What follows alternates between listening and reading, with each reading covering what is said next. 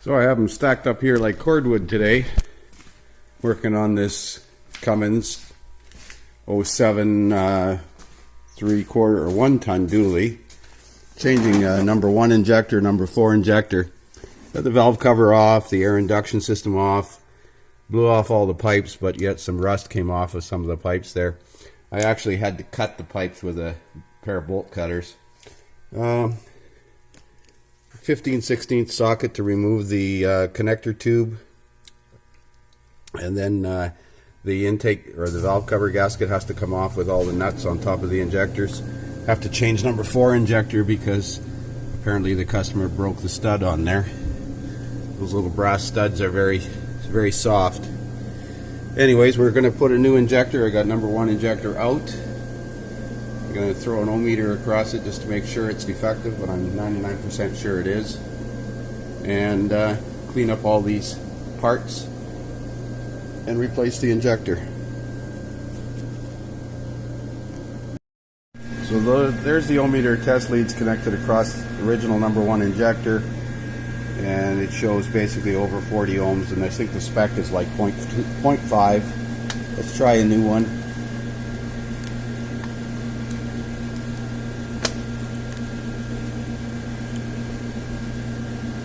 So I'm going across the new injector, new replacement one, and it's 0.39, and this ohmmeter zeroed at 0.07, so it's about 0.32.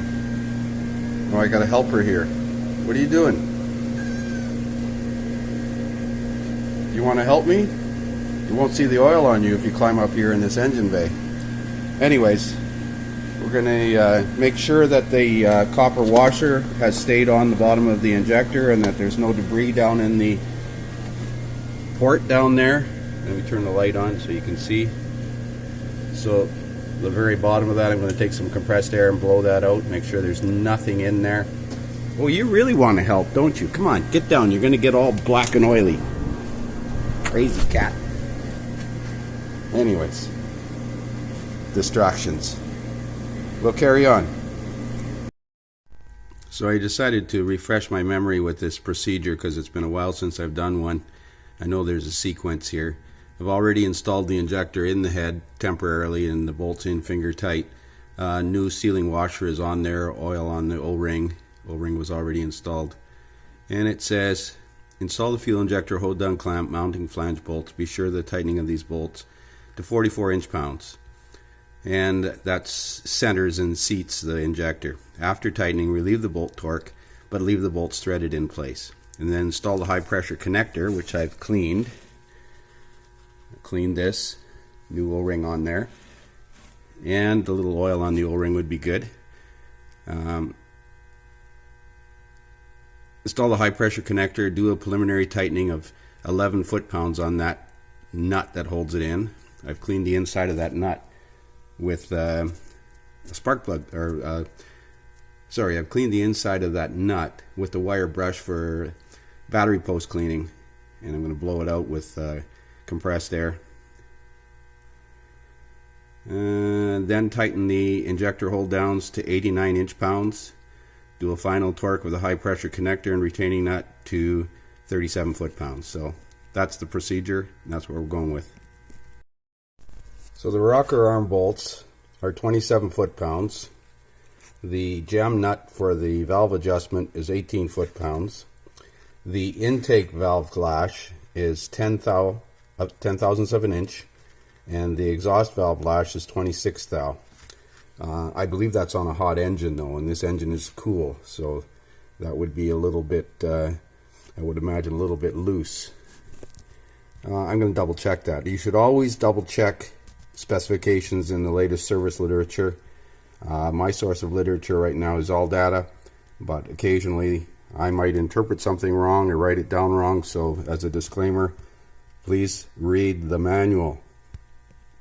And we'll repeat this process on the number 4 injector back there and carry on. Well, so there's all the new lines on. I threw a little bit of extra paint on top of them. That one rear line was a pain because you got to take the engine lift bracket off to get that to line. And got the new injector in number 4, new injector in number 1. check the valve lash. It is 10 and 26, and those are cold adjustments or room temperature adjustments. Anyways, we're going to reassemble this thing and fire it up.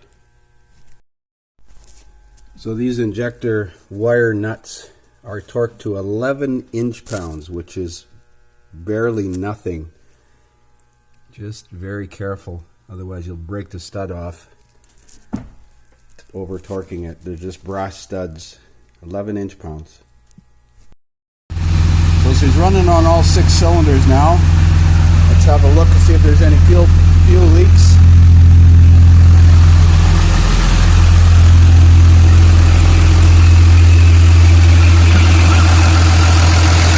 I also changed the high pressure line from the pump to the rail. It was pretty rusty. Here's all the lines I took off. I had to cut them to get them off. I used bolt cutters so I wouldn't get any filings in the line. Well, I don't see any obvious fuel leaks. And no more oil leak over here on this side.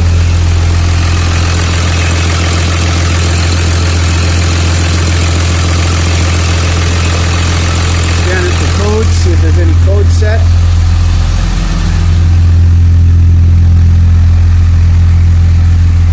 Just need a hose in here. 7,700, 8,000 PSI.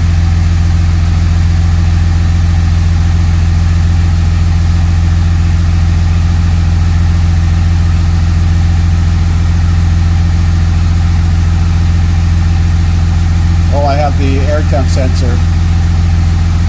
Why is this manifold absolute pressure sensor circuit low? Let's have a look. I got it plugged in. I know I plugged it in, but I did not plug in the ambient air temp sensor. I still got the air box off. Absolute pressure sensor circuit low. Let's have a look at the map sensor. Boost pressure sensor.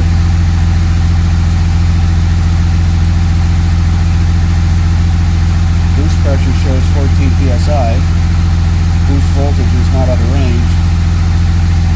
Let's see if there's a separate map sensor or a manifold absolute pressure sensor. Oh, I like this engine runtime here. I think that's a little bit false.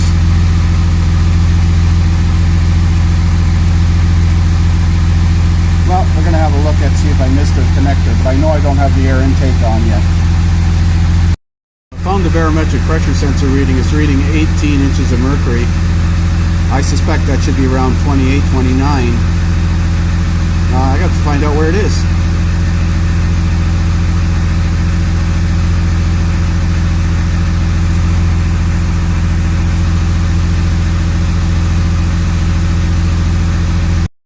Okay, so I'm the dummy. This is more than just an air temp sensor. It looks like it's a barometric pressure sensor as well. So I don't have the air induction pipe on. That's why it's set that fault code. Minor detail. So we still have an active code P0483 for the cooling fan. I had diagnosed that yesterday. It needs a radiator cooling fan clutch assembly. The solenoid that controls the fan speed is failed open. And so I have to take the fan clutch off, the fan blade, the shroud off. So I'm going to leave that air induction system off for now because it's a little easier to get at a couple of the bolts.